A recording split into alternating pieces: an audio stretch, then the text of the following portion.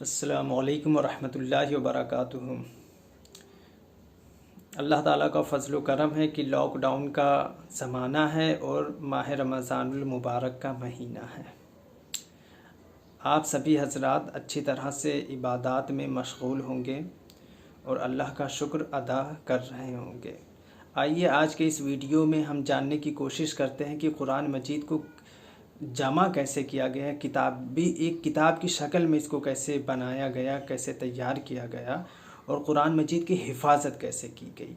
तो सबसे पहले आप जानिए कि अल्लाह रब्बुल इज़्ज़त फरमाता है, नहनु नज़्ज़लना ज़िक्रा व इन्ना लहू लहाफ़िज़ून। हमने इस कुरान मजीद को नासिल किया और हम ही इसकी हिफाजत फरमाएंगे।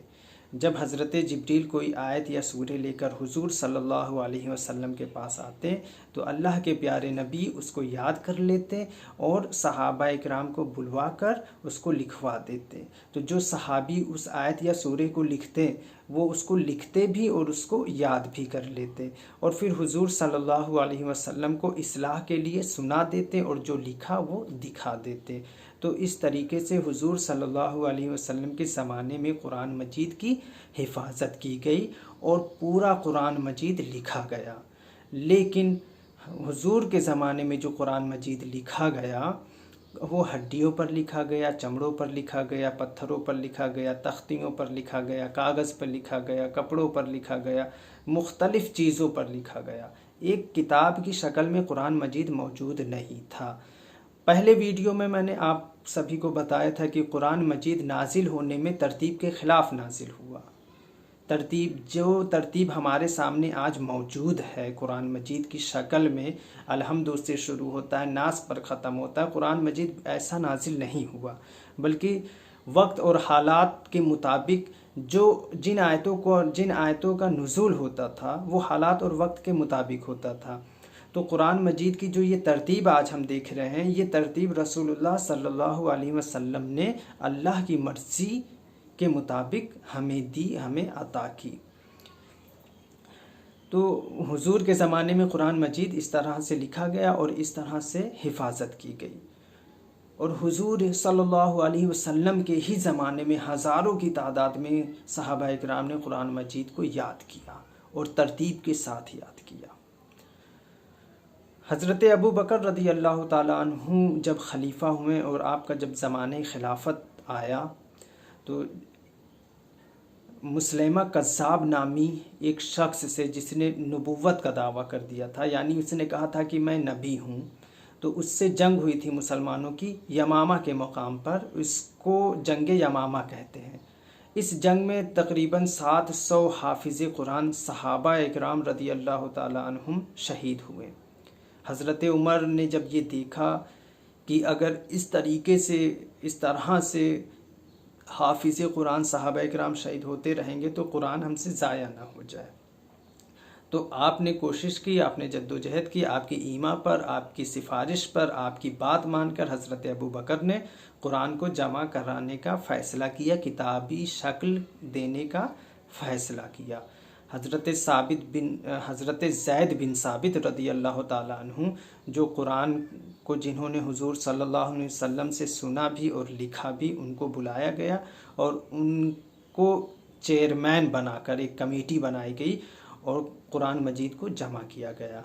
तरीका ये होता था कि हज़रत ज़ैद बिन साबित रदी अल्लाह ताला अन्हु और हज़रत उमर फ़ारूक रदी अल्लाह ताला अन्हु मस्जिद नबवी में बैठ जाते और ऐलान करा दिया जाता कि जिन हज़रात के पास कुरान की कोई सूरत या कोई आयत हो वो उससे लेकर आए और साथ में 2 गवाह भी लेकर आए कि उन्होंने रसूलुल्लाह के सामने इसको लिखा था या नहीं लिखा था।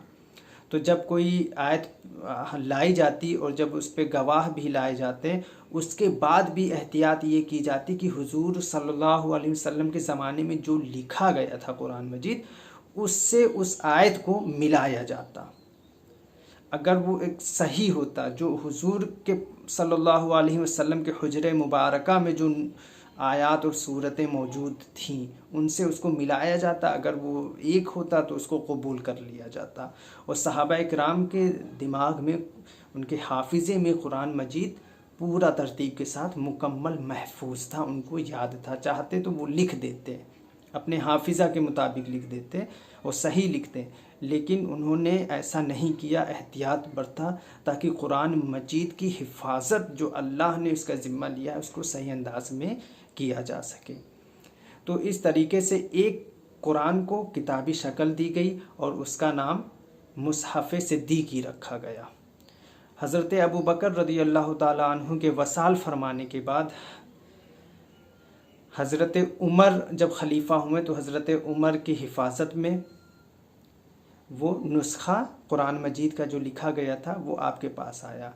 आपकी वफ़ात के बाद आपकी बेटी हज़रत हफ्सा रज़ी अल्लाह ताला अन्हा के पास वो मुसहफ़ सिद्दीकी उनकी हिफाजत में चला गया। हज़रत उस्मान ग़नी रज़ी अल्लाह ताला अन्हु का जब ज़माना आया और आप खलीफा हुए तो आपके ज़माने में मुसलमान इस्लाम जो था पूरी दुनिया में फैल चुका था। हर तरीके के लोग इस्लाम कबूल कर चुके थे। अरब वो ख़ित्ता जहाँ कुरान मजीद नाजिल हुआ, मक्का मदीना का वो इलाक़ा, वहाँ की ज़ुबान जो थी और अरब के दीगर दूर दराज इलाक़ों के, जिसको आप जान लीजिए कि जैसे इराक़ है, यूएई है, कुवैत है, बहरैन है, यमन है, इन इलाक़ों की ज़ुबानों में फ़र्क था। बोली अरबी ही जाती थी लेकिन फ़र्क होता था कि जैसे हम हिंदुस्तान में हिंदी बोलते हैं, लेकिन आप देखिए कि आप दिल्ली में कैसे बोलते हैं, यूपी में कैसे बोलते हैं, और मध्य प्रदेश में आप कैसे बोलते हैं, महाराष्ट्र में आप कैसे बोलते हैं। मतलब बोली हिंदी जाती है, हिंदी एक तरीके से हम हिंदी कह देते हैं, लेकिन बहुत फ़र्क दिखता है। तो यही फ़र्क उस वक्त भी कुरान मजीद जब नाजिल हुआ था और जब लिखा गया था, और जब हज़रत उस्मान ग़नी का जब ज़माना है तो इस्लाम चूँकि फैला तो पढ़ने वालों की ज़ुबानों में ये फ़र्क देखा गया। तो उन सभी को एक क़ीरत पर जमा करने का काम हज़रत उस्मान ग़नी रज़ी अल्लाह ताला अन्हु का है। और हज़रत उस्मान ग़नी रज़ी अल्लाह ताला अन्हु ने हज़रत ज़ैद बिन साबित जिन्होंने कुरान को जमा किया था, फिर उनको बुलाया और उनसे कहा कि सारे तमाम लोगों को कुरान की एक लुग़त पर जमा कर दो। तो कुरैश की ज़ुबान में कुरान नाजिल हुआ था, क्योंकि हमारे नबी सल्लल्लाहु अलैहि वसल्लम कुरैशी थे, हाशमी थे, तो आपकी ज़ुबान पर कुरान मजीद नाजिल हुआ था।